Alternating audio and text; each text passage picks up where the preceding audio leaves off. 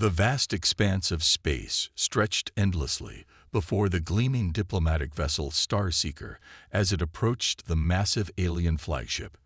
The ship's polished hull reflected the distant starlight, a testament to humanity's dedication to making a good first impression.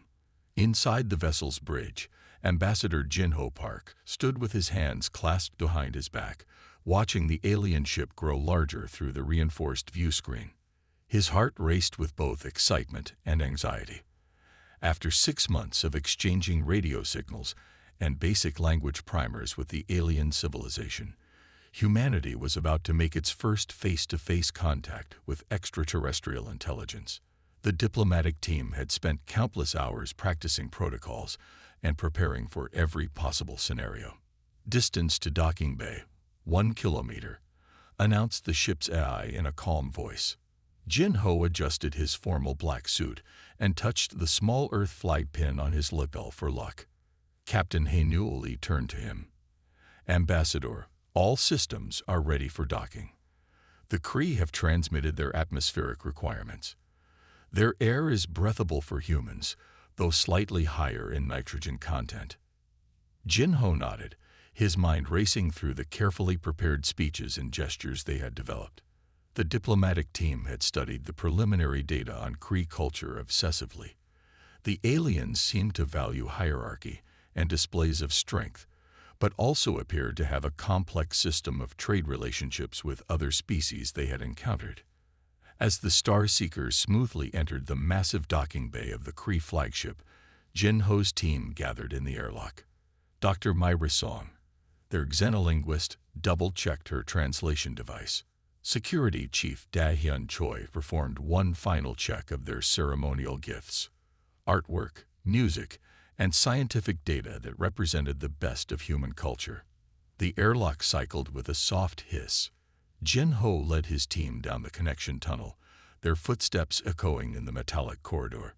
The first thing that struck him was the scale of everything. The Kree had built their ship to accommodate their larger size, making the humans feel like children in comparison. The meeting chamber was a vast hexagonal room with towering ceilings. As Jinho and his team entered, they got their first real look at the Kree. The aliens stood nearly 3 meters tall, their insectoid bodies covered in iridescent chitin that shifted colors in the light. Their compound eyes seemed to absorb light rather than reflect it, and their 4-fingered hands ended in sharp points that clicked against the metal floor as they moved. Supreme Commander Raxel, identified by elaborate markings on their exoskeleton, stepped forward. The translation device hummed to life as Jinho began the carefully rehearsed greeting. "We come seeking peaceful relations," he said, bowing slightly, a gesture they had determined would be understood as respectful but not submissive. "Humanity is honored to." A harsh, chittering sound cut him off. The translation came through in flat, emotionless tones. "Your species is young, primitive. You will serve or be eliminated." Jinho felt his blood run cold, but maintained his diplomatic composure. "Perhaps there has been a misunderstanding. We come as equals, seeking." "There is no misunderstanding," Raxel interrupted again. "We have studied your transmissions, your technology, your wars. You are barely beyond your gravity well. You will submit to Kree authority or face extinction." Before Jinho could respond, alarms began blaring throughout the Kree ship. On the massive view screens that lined the chamber walls, dozens of Kree warships were emerging from faster-than-light travel near Mars and Luna. "You cannot be serious," Jinho protested, his diplomatic training warring with growing horror. "We came in peace." "Peace is for equals," Raxel declared. "You are not our equals." The screen showed the first shots being fired. Massive energy weapons tore through the minimal defenses of humanity's colonial outposts. The Mars dome cracked, emergency force fields barely activating in time to prevent total atmospheric loss. On Luna, storage facilities and research stations erupted in flames. "This is an act of war," Jinho declared, his voice hard. "Humanity will not submit to unprovoked aggression." Then humanity will learn its place, Raxel responded. Remove them. Armed Kree guards surrounded the diplomatic team. As they were marched back to their ship, Jinho's mind raced. The Kree had made a crucial mistake. They had revealed their true nature before humanity was helpless to resist. Back on Earth, emergency broadcasts interrupted all channels. Images of the attacks filled screens worldwide as military forces scrambled to respond. In New York, UN Security Council Chairwoman Yoona Kim stood before the General Assembly, her face set in grim determination. Fellow citizens of Earth, she began, her voice steady despite the chaos. Less than an hour ago, our peaceful diplomatic mission was rejected by the Kree Empire. Without provocation or justification, they have attacked our colonies and threatened our very existence. They believe us weak. They believe us primitive. They believe we will submit to their dominion. She paused, her eyes blazing with controlled fury. They are wrong. Humanity did not climb from the oceans, survive ice ages, and reach for the stars only to kneel before the first bully we met among them. The Kree had a choice between peace and war. They chose war. Now we will show them how humanity fights. Now we will teach them why every species that tried to conquer Earth has failed. The Kree want to see humanity's strength. They are about to learn what happens when humanity unites against a common foe. As her words echoed across the planet, military bases worldwide went to full alert. Factory lines halted civilian production and began retooling for war. Research facilities switched to military applications, and in orbit, humanity's nascent space fleet prepared for its first real test. The Kree had started this war, confident in their superiority. They were about to learn that humanity's greatest strength wasn't its technology or its weapons. It was its absolute refusal to submit to tyranny. The captured Kree fighter sat in the vast underground chamber like a wounded predator. Its sleek purple-black hull bore the scars of the battle that had brought it down. A lucky shot from an experimental electromagnetic pulse weapon had disrupted its systems just enough for Earth's defenders to disable it without destroying it. Now, deep beneath Mount Fuji in humanity's most secure research facility, Captain Sujai Lee and her team worked tirelessly to unlock its secrets. Sujai ran her hand along the alien metal, feeling its strange warmth. Even powered down, the ship maintained a constant temperature. Her team had discovered the hull was made of some kind of living metal that could repair itself given enough time and energy. But that wasn't what excited her most. Dr. Kang, come look at these readings, she called to her chief physicist. The older scientist hurried over, his tablet displaying real-time data from their latest scan. The shield harmonics, they're perfectly tuned to deflect energy weapons, but look at this gap in the frequency. Dr. Kang's eyes widened as he studied the numbers. They've optimized their defenses against plasma and laser weapons. They've never needed to defend against simple kinetic impacts. Exactly, Sujai said, a fierce grin spreading across her face. They're so advanced, they've forgotten about the basics. Their shields are like an umbrella, great against rain, useless against a thrown rock. The discovery sparked a flurry of activity in the research facility. Teams worked in shifts around the clock, examining every aspect of the captured fighter. They found more weaknesses. The Kree relied heavily on automated systems that could be confused by simple electromagnetic interference. Their targeting computers couldn't handle randomized evasive patterns. Their armor, while incredibly resistant to heat and energy, could be shattered by concentrated physical impact. Sujai spent countless hours in the facility's fabrication lab, working with engineers to design new weapons that could exploit these weaknesses. They started with existing human technology, railguns, coil guns, and traditional ballistic weapons, and enhanced them with reversed-engineered Kree tech. The key is keeping it simple, she explained during a briefing with military leaders. We don't need to match their technology level. We just need to hit them where they're weak. Earth's factories, already converted for wartime production, began churning out the new hybrid weapons. Traditional shipyards now produced space-capable vessels equipped with massive railguns. Ammunition factories created special rounds designed to fragment on impact, overwhelming the Kree shield's ability to cope with multiple simultaneous kinetic impacts. 3 months after the war began, the Kree launched their expected attack on Earth's defense fleet near Saturn. They came in their typical formation, large capital ships protected by screens of fighters, their energy weapons charging for devastating volleys. They never expected the human response. Earth's ships, smaller but more numerous, broke into seemingly chaotic patterns. The Kree targeting computers struggled to lock onto the randomized movements. Then the humans opened fire. Streams of hypervelocity projectiles crossed the space between the fleets. The Kree commanders watched in shock as their impenetrable shields flickered and failed under the barrage. Their fighter screens, designed for energy weapon dogfights, found themselves being torn apart by walls of tungsten slugs accelerated to devastating speeds. In the command center beneath Mount Fuji, Suji watched the battle unfold through real-time quantum communications, her hands clenched into fists as she saw her weapons in action.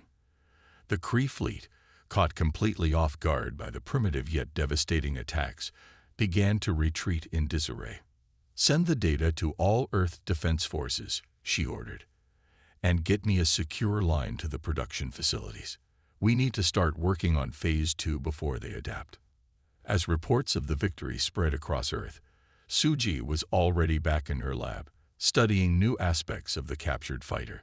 The Kree would learn from this defeat, but humanity would keep innovating, keep adapting. They had started this war expecting an easy conquest of a primitive species. Instead, they were learning that humanity's primitive solutions could be their most devastating weapons. "They thought we'd try to copy their technology exactly," Suji said to her team as they gathered for their next research session. "They never expected us to combine it with our own ideas. That's their weakness. They've forgotten how to think differently." The battle at Saturn marked a turning point in the war. The Kree could no longer rely on their technological superiority alone. They would have to face an enemy that thought differently, fought differently, and refused to play by their rules. And in their secure facility beneath Mount Fuji, Sujai and her team were already working on their next surprise for the overconfident aliens. The Kree had started this war thinking they were dealing with primitives. They were about to learn that sometimes the simplest solutions were the most effective, especially when combined with human ingenuity and determination. Silence filled the void of space as Commander Ta-1 Cho's stealth squadron drifted through the massive debris field. The scattered remains of destroyed ships, abandoned satellites, and space junk formed a perfect hiding place for his specialized fleet. Each ship in his squadron was coated with vantablack, the darkest material humans had ever created, making them nearly invisible against the backdrop of space. Tai-1 watched his tactical display as the Kree supply convoy approached. The aliens had grown overconfident after months of war, believing they had full control of this sector. Their massive cargo ships moved in a standard formation, escorted by only a minimal guard of fighters. They never bothered to scan the debris field thoroughly. After all, who would dare to hide among the dangerous floating wreckage? All ships maintain emission silence. Tai-1 whispered into his comm, though he knew his crews were already running dark. Their ships used minimal power, letting momentum carry them through space. Even their life support systems were turned down to the bare minimum to avoid detection. The crews wore heated suits to compensate for the cold. Through his viewport, Tai-1 could see pieces of destroyed vessels drifting past. Some were human ships, others were Kree. All were casualties of earlier battles. His squadron had spent weeks studying the debris patterns, learning to move with them, becoming part of the cosmic graveyard. Each pilot had practiced until they could navigate the dangerous field blindfolded. The Kree supply ships grew larger on his display. He could make out the details now. Massive vessels carrying fuel, ammunition, and replacement parts for the Kree war machine.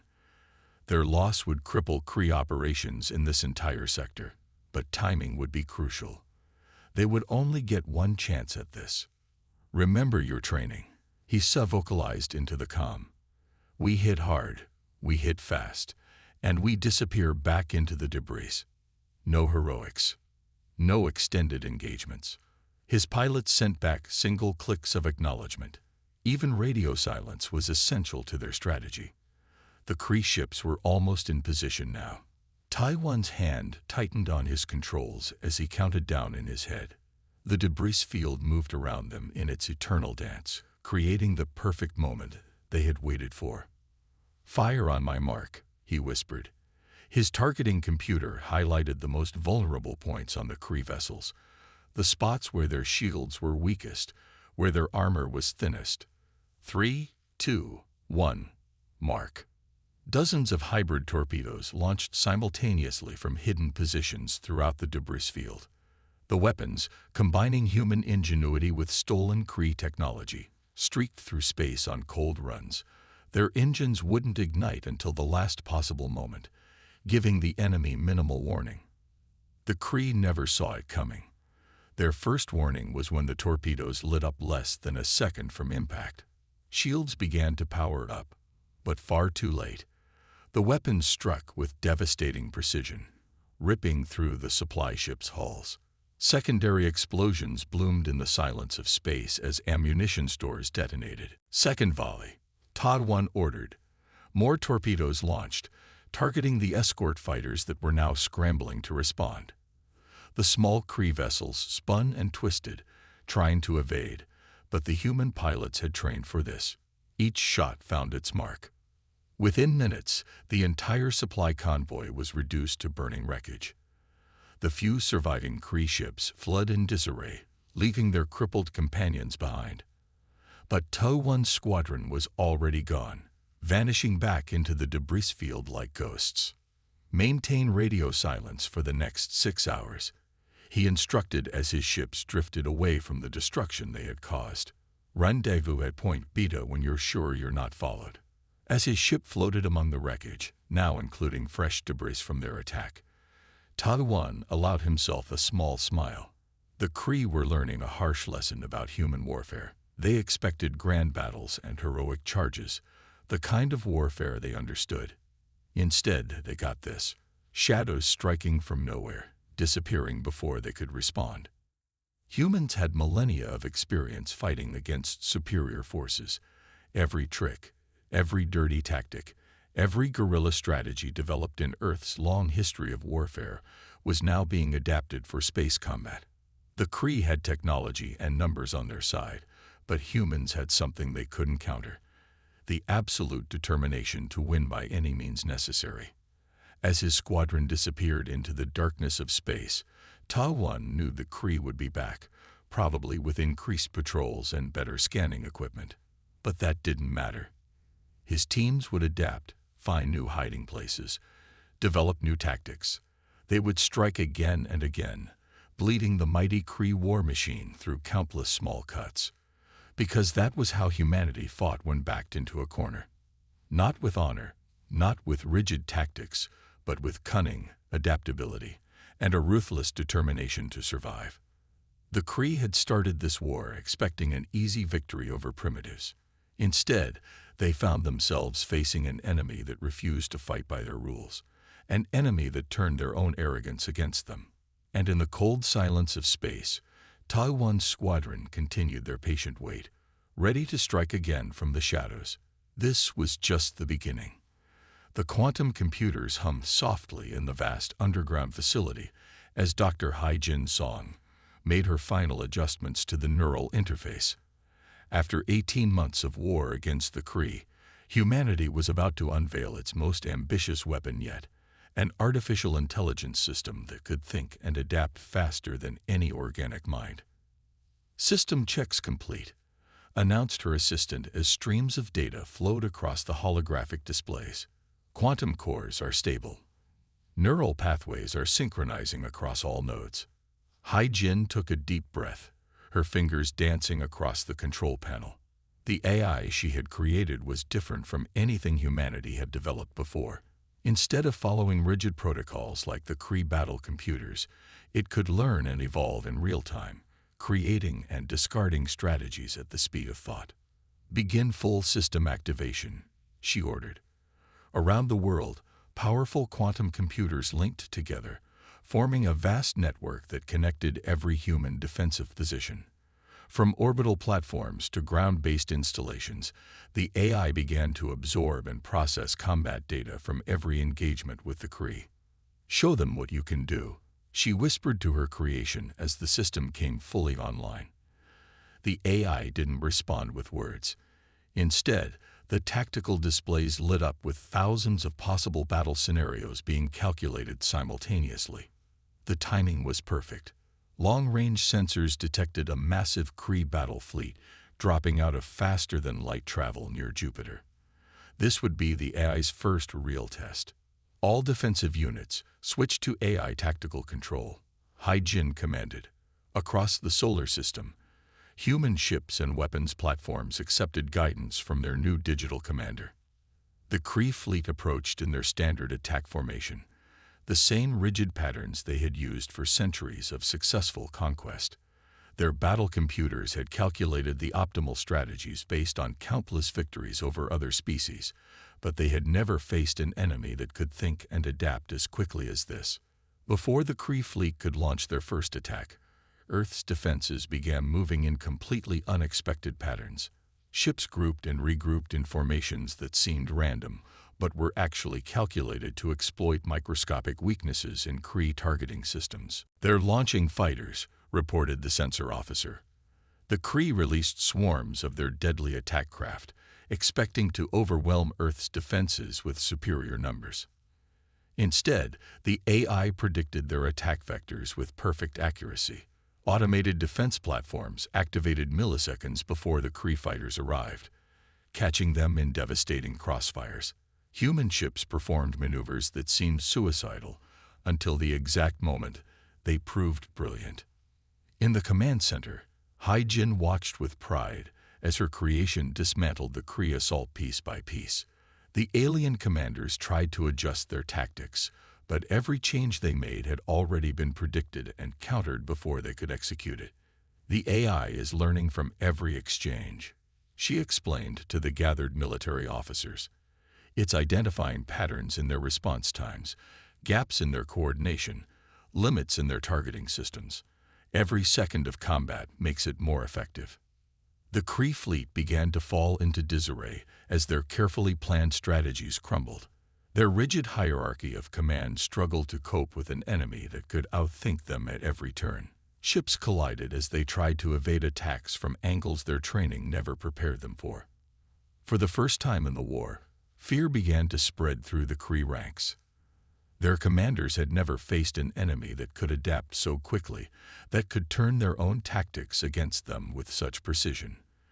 The mighty Kree Empire, which had conquered countless worlds through superior technology and unwavering discipline, found itself being outmaneuvered by machines that could think faster than they could react. "They're retreating," announced the tactical officer as the remaining Kree ships began to withdraw. The AI tracked their retreat, calculating possible deception strategies, but the aliens were truly falling back in defeat. Hai-Jin allowed herself a small smile as she monitored the system's performance. This was only the beginning. The AI would continue to learn and evolve, developing new strategies that no organic mind could conceive. The Kree would adapt eventually, but by then the AI would have already moved on to even more advanced tactics. "Send the combat data to all our research facilities," she ordered. "Let's see what improvements we can make before their next attack." The message was clear. Humanity wasn't just fighting back, they were revolutionizing warfare itself. The Kree had started this conflict believing their superior technology guaranteed victory. Now they faced an enemy that could turn their own technological pride against them. As the AI continued its calculations, preparing for the next inevitable battle, Hai-Jin knew the war had entered a new phase. The Kree would learn to fear not just human determination, but human innovation as well. They had forced humanity to evolve, and now they would face the consequences of that evolution. The Grand Chamber of the United Earth Defense Council buzzed with anticipation as representatives from every nation gathered for the emergency session. Through the vast crystal dome above, the reinforced orbital defense grid glittered against the night sky, a constant reminder of the war that had changed everything. General G1 Park strode to the podium, his decorated uniform bearing the new insignia of Earth's combined forces. 2 years of brutal war against the Kree had done what centuries of human conflict could not. It had united Earth's nations under a single banner. Distinguished representatives of Earth, he began, his voice carrying across the hushed chamber. 3 days ago, I led a diplomatic mission to meet with the Andromeda Alliance. For 2 years, they have watched our war against the Kree. They have seen how we fight, how we adapt, and how we refuse to submit. He paused, letting the tension build. The Andromeda Alliance was a coalition of species that had long opposed Kree expansion, but had never dared to challenge them directly. Their support could change everything. Today, I bring news that will alter the course of this war, Jai-1 continued. The Andromeda Alliance has agreed to supply us with their antimatter technology. They believe what we have long known, that humanity can accomplish what no other species has managed. We can break the Kree Empire. The chamber erupted in cheers. Delegates who 2 years ago might have been enemies embraced each other. Humanity had learned the hard way that old rivalries meant nothing in the face of extinction. The Alliance has seen what we can do with basic technology, Jai-1 went on when the noise subsided. They've watched us turn simple kinetic weapons into shield breakers. They've seen our AI systems outthink the most advanced Kree battle computers. Now imagine what we can do with antimatter technology. Holographic displays activated around the chamber, showing the technical specifications of the Andromedan weapons. The assembled delegates leaned forward, eyes wide at the possibilities. With this technology, combined with human ingenuity, they could take the fight directly to Kree territory. But technology alone isn't enough, Jai-1 reminded them. The Andromedans have had this capability for centuries. What they lacked was the will to use it, the determination to stand against the Kree. We have shown them that will. We have shown them that same spirit that took humanity from cave paintings to the stars. He gestured to the battle maps showing human defensive positions throughout the solar system. 2 years ago, the Kree thought they would conquer Earth in weeks. Instead, we have bled them at every turn. We've destroyed their supply lines, adapted to their weapons, and turned their own arrogance against them. Now, for the first time, we have the means to strike back. The strategic displays shifted, showing possible attack vectors into Kree space. The antimatter technology would give human ships the range and power they needed to take the war to the enemy's home systems. The Andromedans have given us more than weapons, Jai-1 continued. They've given us intelligence about Kree fortress worlds, fleet movements, and supply lines. They've given us star charts of systems we never knew existed. But most importantly, they've given us their trust. They believe we can succeed where they could not. A deep silence fell over the chamber as the implications sank in. This wasn't just about survival anymore. Humanity had the chance to free countless species from Kree dominion. The counter-offensive begins in 1 month, Jai-1 announced. Every shipyard, every factory, every research facility will be working at maximum capacity to integrate the new technology. The Kree started this war thinking, we were primitive savages. They're about to learn just how far humanity has evolved. As the council chamber filled with determined voices discussing battle plans and resource allocation, Jai-1 allowed himself a moment of reflection. The cost had been high, millions dead, colonies destroyed, cities reduced to ash. But humanity had emerged stronger, more united than ever before. The hunters are about to become the hunted, he said softly, looking up at the stars where Kree warships once seemed invincible. Now those same ships would learn to fear the sight of Earth vessels appearing in their home systems. The Kree had wanted war. Now they would understand exactly what that meant when facing a united humanity armed with advanced technology and an unshakable will to win. The real battle was about to begin, and Earth was ready. The time for defense was over. Now, humanity would show the galaxy why you should never corner a species that had spent its entire history learning to overcome impossible odds. The Kree Empire was about to face something they had never encountered before, an enemy that couldn't be broken, couldn't be defeated, and would never, ever give up. The massive human fleet emerged from hyperspace like avenging angels, their hulls gleaming with the light of the Kree's home star. Admiral Min Seo Kang stood on the bridge of her flagship, Defiance, watching as thousands of Earth vessels materialized around her. The sight would have been impossible just months ago, but humanity's alliance with the Andromedans had changed everything.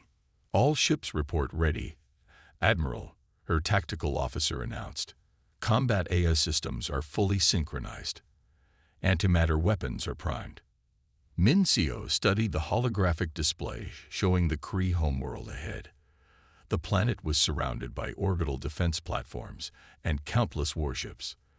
The Kree had never expected an enemy to reach their home system. Their overconfidence would be their undoing. "Begin broadcast on all frequencies," she ordered. Her message would be heard by every Kree commander and citizen. "This is Admiral Min Seo Kang of the United Earth Defense Fleet. You came to our world uninvited. You attacked without provocation. You thought us weak. Today, you learned the cost of that mistake." The Kree response was immediate. Their defense fleet moved to intercept, massive ships forming battle lines that had conquered 100 worlds. But they had never faced an enemy like humanity, never faced a species that combined determination with innovation in such a deadly way. "All ships, commence Operation Reckoning," Min Seo commanded. "Execute Battle Plan Alpha." The human fleet split into precisely calculated groups, each movement guided by their combat eye. Traditional military doctrine would have called it chaos, but there was a deadly purpose to every maneuver. The Kree battle computers struggled to predict their movements, just as planned. Antimatter torpedoes streaked across space, their destructive power enhanced by human engineering. Where the Andromedans had used the technology conservatively, humanity had pushed it to its limits. The weapons struck Kree shields that had never been designed to handle such power. "First line of defense platforms is down," reported the tactical officer. "Enemy fleet is responding exactly as predicted." The Kree counterattack was fierce but predictable. Their ships moved in formations perfected over centuries of warfare. But humanity had studied those formations, found their weaknesses, and now exploited them mercilessly. Earth's smaller ships darted between the massive Kree vessels, their enhanced weapons striking at vulnerable points identified by the AI. Larger human battleships engaged in brutal broadsides, their hybrid technology matching Kree power while their crews demonstrated superior tactics. "Second wave, commence attack pattern Delta," Min Seo ordered. A fresh group of human ships emerged from hyperspace behind the Kree fleet, catching them in a devastating crossfire. The Kree commanders tried to adapt, but their rigid command structure couldn't match humanity's flexibility. The battle raged for hours. Space itself seemed to burn as antimatter weapons clashed with Kree energy beams. Debris from destroyed ships formed an ever-growing cloud around the battlefield. But slowly, inevitably, the human forces pushed forward. "Admiral," her communications officer called out, "we're receiving surrender signals from multiple Kree vessels." Min Seo allowed herself a grim smile. "Accept their surrender but maintain combat positions. This isn't over until their high command stands down." The Kree homeworld's orbital defenses were falling one by one. Human ships, despite taking heavy losses, continued their relentless advance. The combat AI adjusted tactics in real time, turning each Kree response into a new vulnerability to exploit. "Their main command center is targeting us," warned the tactical officer. The massive orbital fortress fired its primary weapon, a beam of energy that could vaporize mountains. "Execute evasive pattern Omega," Min Seo ordered calmly. The Defiance moved with impossible precision, the beam missing by meters. The counterattack was immediate. a swarm of antimatter torpedoes that overwhelmed the fortress's shields and reduced it to atoms. As the battle entered its final phase, Min Seo received the transmission she had been waiting for. The Kree Supreme Command, facing the unthinkable reality of defeat, was requesting terms of surrender. "All ships, hold position," she broadcast. "Maintain weapons lock but cease fire." The silence that followed seemed deafening after hours of combat. Around her flagship, the combined fleet of Earth held formation, battered but victorious. They had done what no other species had managed in 10,000 years. They had brought the Kree Empire to its knees. Min Seo looked at the holographic display showing the devastation around the Kree homeworld.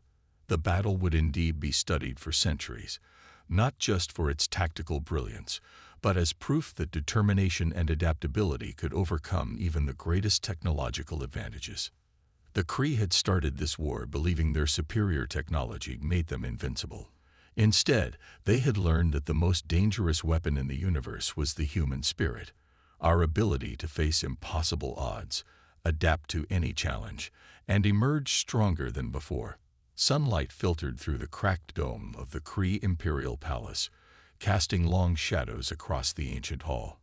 Ambassador Jinho Park stood at the same ceremonial table where 3 years ago the Kree had dismissed humanity as primitive. Now, he watched as their leaders approached to sign the peace treaty, their once proud postures humbled by defeat. The great hall still bore the scars of the final battle. Pieces of ornate architecture lay scattered across the floor, and the walls showed damage from weapons fire. But it was fitting, Jinho thought, that the peace should be signed here, a reminder of the cost of arrogance. Representatives from 24 alien species filled the hall. Members of the Andromeda Alliance stood alongside delegates from worlds formerly under Kree control. All had come to witness what many had thought impossible: the signing of the treaty that would end the Kree Empire's 10,000-year reign of conquest. The Supreme Commander of the Kree, no longer wearing the elaborate armor of war, stepped forward to sign first. Their hands showed a slight tremor, whether from age or humiliation. Jinho couldn't tell.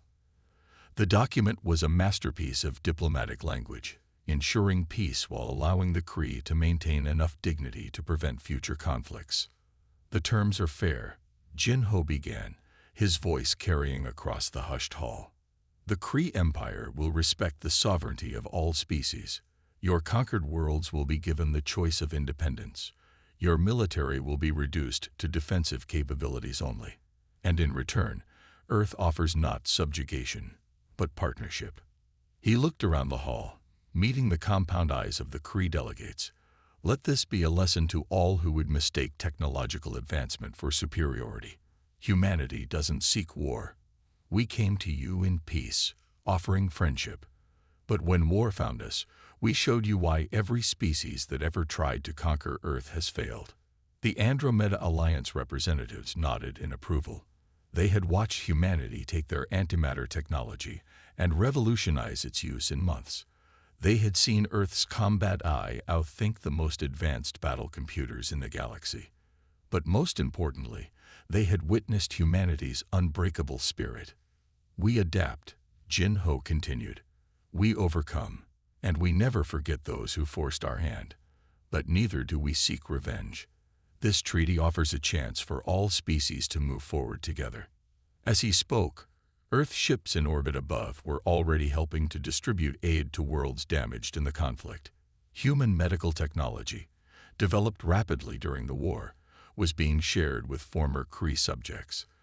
The same determination that had won the war was now being turned to healing the galaxy's wounds. "The galaxy stands at a crossroads," Jinho declared. "The age of conquest is over. Earth extends its hand in friendship to all species, including the Kree. But let our actions in this war serve as a reminder. We will defend ourselves and our allies with everything we have." The signing ceremony continued as representatives from each species added their marks to the treaty. Each signature represented another step toward a new era of galactic peace. Peace enforced not by Kree dominance, but by the knowledge that humanity would not tolerate another aggressor. As Earth's ships began their long journey home, carrying their victorious crews back to families who had waited 3 long years, Jin-Ho reflected on how much had changed. Humanity had entered the galactic stage as an unknown species, dismissed as primitives. They emerged as a force that had done the impossible, defeated an empire that had seemed invincible. The galaxy had learned a crucial truth. In their arrogance, the Kree had awakened a sleeping giant. They had forced humanity to evolve, to innovate, to push beyond what anyone thought possible. That same drive that had taken humans from cave paintings to the stars had been turned toward warfare, with devastating results. Now, as peace settled across the stars, humanity stood ready to turn that drive toward exploration and diplomacy once again. But the message was clear to any who might consider following the Kree's example. Earth was no longer an isolated world of primitives. It was a force to be reckoned with, a defender of the weak, and a champion of peace through strength. The war was over, but humanity's journey among the stars was just beginning. And this time, they stepped into the galaxy not as newcomers to be dismissed, but as equals to be respected, and if necessary, feared.